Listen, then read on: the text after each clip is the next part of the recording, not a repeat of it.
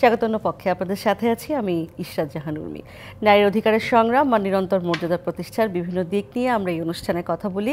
নারীর সাফল্য, ব্যর্থতা, এই সমাজে নারীর এগিয়ে যাওয়ার প্রতিবন্ধকতার ধরন আর সেই প্রতিবন্ধকতা পেরিয়ে সমতার লক্ষ্যে নারীর অপ্রতিরোধে এগিয়ে যাওয়ার প্রচেষ্টাকে আমরা তুলে ধরি।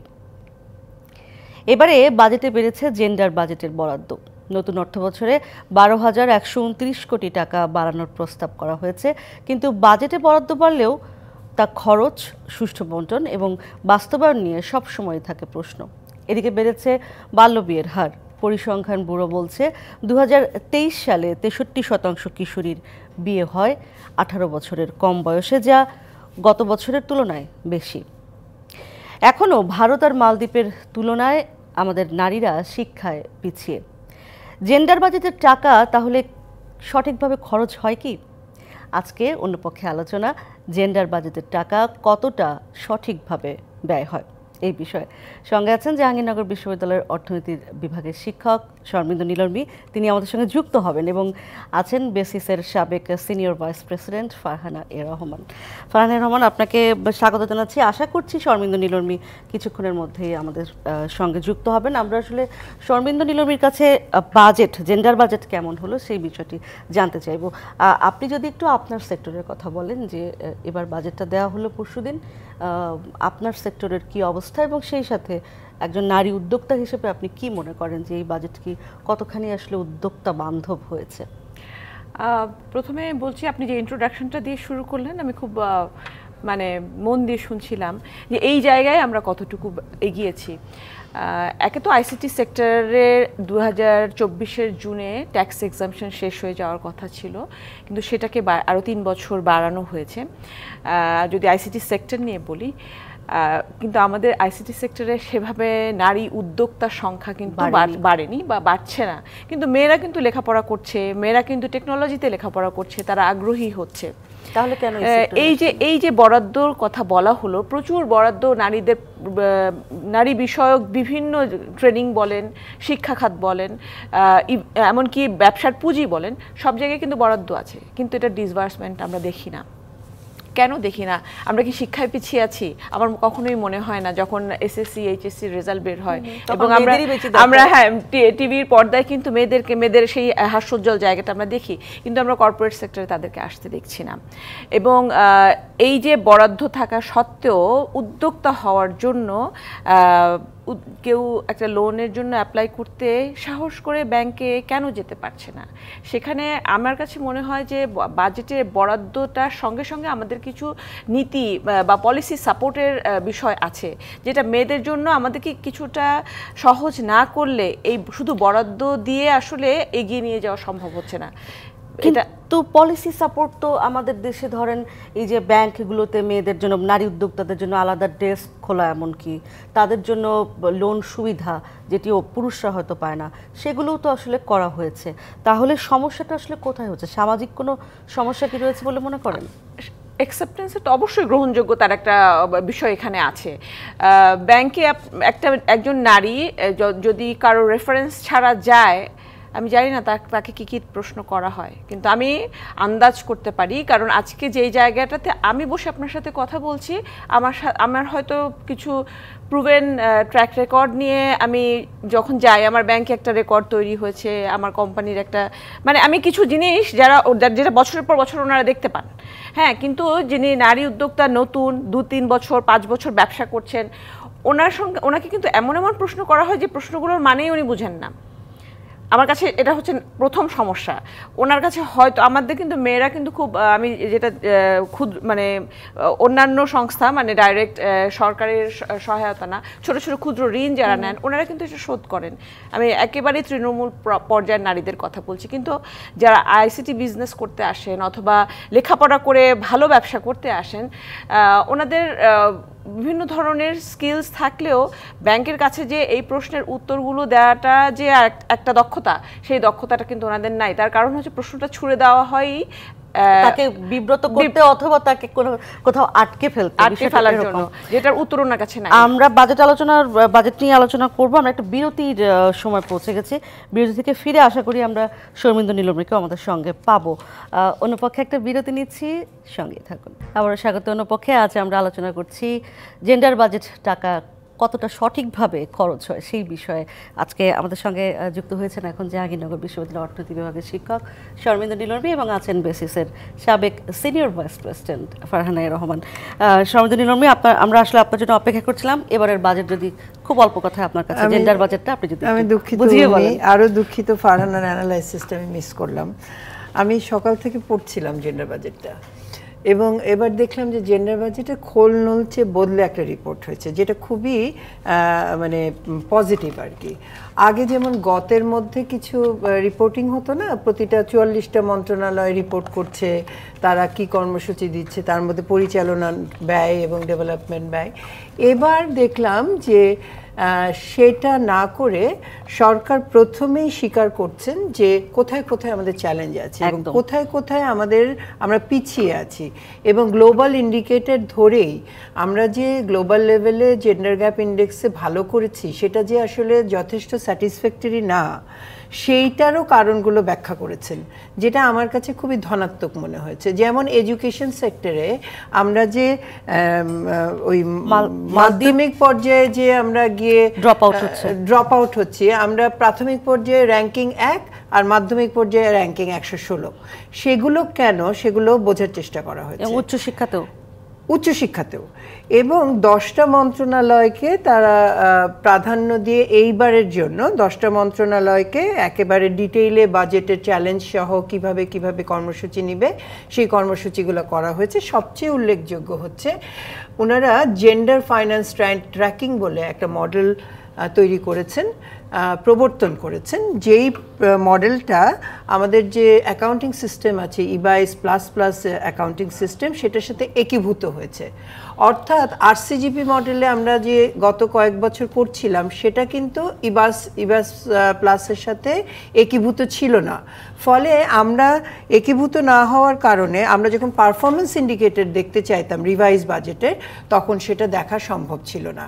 এবার 22টা ইন্ডিকেটর সেট করা হয়েছে 4টা থিম্যাটিক এরিয়ার মধ্যে, তার মধ্যে পঞ্চম একটা ইন্ডিকেটর থিম্যাটিক এরিয়া যোগ করা হয়েছে, সেটা হচ্ছে জেন্ডার প্রাসঙ্গিক নয়, মানে একেবারে জেন্ডার ইনসেনসিটিভ, এইরকমও ইন্ডিকেটর বের করা হয়েছে।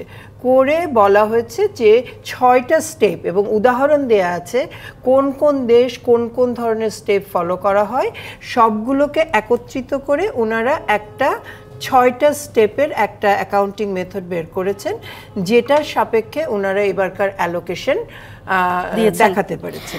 একদম শুরুতেই যে নির্বাহী সারসংক্ষেপটা আমি পড়ছিলাম শর্মিন্দু নীলমণি, সেখানে বলা হচ্ছে যে বাজেট বেড়েছে আগের চেয়ে। এই যে বাড়া কমার বিষয়টা, প্রতি বছরই আমরা এটা নিয়ে কথা বলি এবং আজকে আমার প্রোগ্রামের সাবজেক্টও আমি ঠিক করেছি এটাই, যে ব্যয় বাড়লো ঠিক আছে, কিন্তু সেটি আসলে কতখানি ঠিকভাবে ব্যয় বাড়লো বলতে বরাদ্দ বাড়লো। ধরেন গত বছর 33% ছিল, এবার 34.4% এরকম হয়েছে। তো আমাদের বাজেট তো অন্যান্য বছর 10% বাড়ে, এইবারেই কম বেড়েছে, 5% মতো বেড়েছে। ফলে এটা এমনিতে ন্যাচারালি এইটুকু বাড়বে, এটুকু তো বরাদ্দ বেড়েছে। হ্যাঁ, বরাদ্দ বেড়েছে। এখন ব্যয় বেড়েছে কিনা, এইবার একটা ইন্টারেস্টিং জিনিস হয়েছে, সেটা হচ্ছে ব্যয়ের একটা নির্ঘণ্ট দেওয়া হয়েছে। প্রতিটা মন্ত্রণালয় কি কমিট করেছিল এবং কতটা করতে পেরেছে, তাতে দেখা যাচ্ছে মোটা দাগে আমরা যে কমিটমেন্ট করেছিলাম তা বেশিরভাগ মন্ত্রণালয়ই তার কাছাকাছি করতে পেরেছে, কোনো কোনো মন্ত্রণালয় একটু সামান্য বেশি বরাদ্দ করতে পেরেছে। কিন্তু তা দিয়ে আপনি পারফরমেন্স বুঝতে পারবেন না। পারফরমেন্স বুঝতে হলে আসলে এবারে যেই ধরনের 22টা ইন্ডিকেটর, সামাজিক ইন্ডিকেটরের মাধ্যমে যে বরাদ্দগুলো দেয়া হয়েছে, সেই বরাদ্দগুলোর সাথে যেই ধরনের মনিটরিং প্রোটোকল তৈরি করা হয়েছে, আগামী বছর আমরা বুঝতে পারবো যে বাজেট যথাযথভাবে কার্যকর হচ্ছে কিনা। একদম ফারহানা রহমান আসলে বলছিলেন যে সামাজিক যে বাধাগুলো আসলে থাকে নারী উদ্যোক্তাদের এগিয়ে আসার ক্ষেত্রে এবং নারীর জন্য এই যে শব্দটি আমরা বলছি ব্যয় করার ক্ষেত্রে, সেই বিষয়টি যদি আবারও একটু বলেন। নারীর ক্ষেত্রে আমি যেটা বলছি, সামাজিক অ্যাকসেপ্টেন্স বা যতদিন পর্যন্ত না একটা গ্রহণযোগ্য লেভেলে যাবে ততদিন পর্যন্ত আসলে বরাদ্দ যাই থাকুক সেটা কিন্তু বারবার ফেরত যাচ্ছে। তো সেটা যতক্ষণ আমরা ব্যয় করতে না পারছি ততক্ষণ পর্যন্ত কিন্তু আমরা রেজাল্ট দেখতে পারবো না। হ্যাঁ, আমরা বাজেটে আজকে যেটা শুনলাম যে আমাদের তৈরি হচ্ছে, যে আমাদের সূচক তৈরি হচ্ছে, কিন্তু সূচকগুলোকে আমার ইমপ্লিমেন্টেশনের জন্য যে রেডিনেস, সেই রেডিনেস যদি আমাদের না থাকে, আমি কিন্তু আগামী বছরও আসলে রেজাল্ট একই দেখবো। সো ওই রেডিনেসের জায়গায় আসলে বরাদ্দ কতটুকু সেটাও আমাদের একটু দেখতে হবে। কারণ যেই লোকটা একটা ব্যাংকে গেলে একজন মহিলা উদ্যোক্তাকে ডিল করে, ওনার উপরে কিন্তু অনেক কিছু ডিপেন্ড করে। এটা কিন্তু ম্যান টু ম্যান ভ্যারি করে। এটা কিন্তু সবার ক্ষেত্রে এক্সপিরিয়েন্স যে এক হবে তা না। এবং আইসিটি সেক্টরে আমি যদি বলি, টেকনোলজি বিজনেস যারা করেন, ওভারঅল নারী পুরুষ নির্বিশেষে কিন্তু, কারণ অনেক ব্যবসা আসলে মানে আমাদের এই ফাইন্যান্সিয়াল ইনস্টিটিউটগুলো ওনারা বুঝতে পারেন না। নতুন নতুন অনেক ধরনের টেকনোলজি আসছে, নতুন নতুন অনেক ব্যবসা আসছে, যেটা সম্পর্কে কোনো ধারণা নেই, ব্যাংকে কোনো রেকর্ড নেই যে এই ব্যবসায় গত 4 বছরে এত টাকা এসছে, যেগুলোকে ওনারা রেফারেন্স হিসেবে ইউজ করেন, সেগুলো নেই। সো তখন ওনারা এটা আসলে কিভাবে করে পরিমাপ করবেন? মানে ধারণা না থাকলেই তখন এক ধরনের প্রতিবন্ধকতা তৈরির প্রবণতা, এক ধরনের না, বিশাল প্রতিবন্ধকতা। আমি কথাটাকে আসলে এভাবেই বলবো, কারণ আমরা দেখেছি বিভিন্ন মেয়েদেরকে ঘুরে ঘুরে বেড়াতে দেখেছি, যে হয়তো পুঁজি নেই, অথবা এটা তো আমরা এটাও জানি যে একই পরিবার, আপনি ব্যাংক, বাজেট, আমি সবই বাদ দিচ্ছি, পরিবারে যখন একটা ছেলে ব্যবসা করতে যায় তাকে কিন্তু টাকা দিতে অতবার চিন্তা করে না, যেটা একটা মেয়েকে চিন্তা করা হয়। আমি আরেকটা বিষয় নিয়ে আসতে চাচ্ছি, যেটা হচ্ছে যে আমি একটু আগেই বলছিলাম আমাদের ট্যাক্স এক্সামশন 3 বছরের জন্য বেড়েছে, এবং ওখানে আপনি দেখবেন 19টি খাতে এই এক্সামশনটা দেওয়া হয়েছে, আগে ছিল 26টি খাত। এই যেগুলো বাদ দেওয়া হয়েছে সেগুলো কিন্তু যথেষ্ট জরুরি, এবং ওই 6-7টি খাত জন্য কিন্তু ওভারঅল আমাদের মানে খরচ বেড়ে যাবে, এটাতে কোনো সন্দেহ নাই। কিন্তু একটা জিনিস, আমার একটা প্রশ্ন আমি রাখতেই চাই, সেটা হচ্ছে যে আপনার এত নতুন নতুন টেকনোলজি, সেই টেকনোলজিতে যদি আমরা লোক তৈরি করতে না পারি, তাহলে সেই ট্রেনিংয়ের উপরে 27.5% ট্যাক্স আর ভ্যাটের যে বিষয়টা আছে, এটা কিন্তু কোথাও কনসিডার করা হয়নি। আমি কে শেখাবে? আমার এই লোক যদি তৈরি না হয়, তাহলে এই সলিউশনগুলোর উপর এক্সামশনটা কিন্তু আমরা অ্যাভেল করতে পারছি। একটা জিনিস আমি একটু জানতে চাই, আপনি প্রতি বছরই আমরা একটা জিনিস আলোচনা করি যে জেনারেল বাজেটটা একটু অবহেলার সাথে দেওয়া হয়, এবার সেই বিষয়টি কেটেছে কিনা? আমার কাছে পড়ে মনে হয়েছে যে সেই বিষয়টা কেটেছে। হ্যাঁ, একদম আমি বললাম যে নতুন ফরম্যাটে, এমনকি আমরা আলোচনা করেছি যে একদম কপি পেস্ট করে করে করে করে কিন্তু অনেক বছর দেওয়া হয়েছে, একবার দেওয়াই হলো না কোভিডের সময়। হ্যাঁ, কিন্তু এই বছরটা আসলেই চিন্তা করে নতুনভাবে ওনারা প্রবর্তন করেছেন।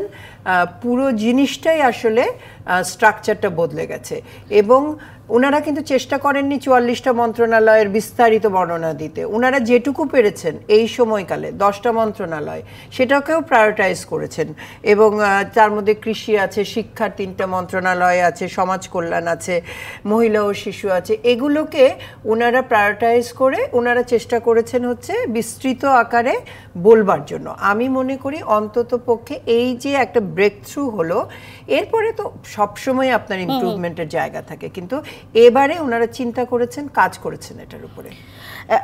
একটা বিষয় হচ্ছে যে এবারের বাজেটের যদি আমি মানে এক কথায় যদি আপনি যদিও বলছিলেন যে আসলে, এবং ফারহান আপাও বলছিলেন যেটি আসলে সামনের বছর গিয়ে বোঝা যাবে যে আসলে কতখানি এই যে একটা ভালো খোল নলচে পাল্টানো একটা জেনারেল বাজেট আমরা পেলাম, সেটা আসলে কতখানি কাজে দেবে, সেটা সামনের বছর গিয়ে বোঝা যাবে। আপনি কি মনে করেন যে সমস্ত মন্ত্রণালয়ের কথা আসলে এখানে এসছে, আরো কিছু আসতে পারতো, অথবা এখান থেকে কিছু কমিয়ে আরো কম্প্যাক্ট করা যেত? ধরেন আপনি প্রাথমিক শিক্ষায় ঝরে পড়ার হার বা মাধ্যমিক শিক্ষায় ঝরে পড়ার হারের চ্যালেঞ্জের মধ্যে একটা এসছে হচ্ছে বাল্যবিবাহ, আরেকটা হচ্ছে স্কুলে যথেষ্ট মানে স্যানিটারি ব্যবস্থা না থাকা। এটা তো দুটো মূল চ্যালেঞ্জ। আপনি কিন্তু আরো অনেক চ্যালেঞ্জ আনতে পারতেন, কিন্তু দুটো মূল চ্যালেঞ্জ এসছে। তাহলে আবার এই চ্যালেঞ্জ কিভাবে এই মন্ত্রণালয় কিভাবে ইয়ে করবে, মোকাবেলা করবে? এই মন্ত্রণালয়কে মোকাবেলা করতে হলে তো আপনার পাবলিক ওয়ার্কসে ইয়ে করতে হবে, বিনিয়োগ করতে হবে। আপনার তাহলে পাবলিক ওয়ার্কস ডিভিশনে বিনিয়োগ বেড়েছে কিনা এইখানে স্যানিটেশনের ব্যবস্থা করবার জন্য সেই জায়গাটা দেখতে হবে। আর বাল্য বিবাহ প্রতিরোধের জন্য তো আপনি যে, এটা তো মন্ত্রণালয় স্পেসিফিক না। উনি যেমন বললেন যে শিক্ষা, আমাদের 33% জনগোষ্ঠীর না কোনো এডুকেশন আছে, না কোনো ট্রেনিং আছে, কিছু নাই, না কোনো এমপ্লয়মেন্ট আছে। তাহলে তার উপরে ট্রেনিংয়ের উপরে যখন আপনি ইয়ে বসাচ্ছেন, কর বসাচ্ছেন, তখন ট্রেনিং তো আসলে এক্সপেন্সিভ হয়ে যাচ্ছে। তাহলে আপনি মেয়েদের জন্য কি আলাদাভাবে সেই এক্সাম্পশনটা দিতে পারেন, যেটা আপনি, যেহেতু মেয়েরা পিছিয়ে পড়া জনগোষ্ঠী। আরেকটা জিনিস আমি বলবো, যেমন এবারে উইল, ওয়ারিশনামা, তারপরে এইগুলোর উপরে ট্যাক্স এক্সেম্পশন করা হয়েছে।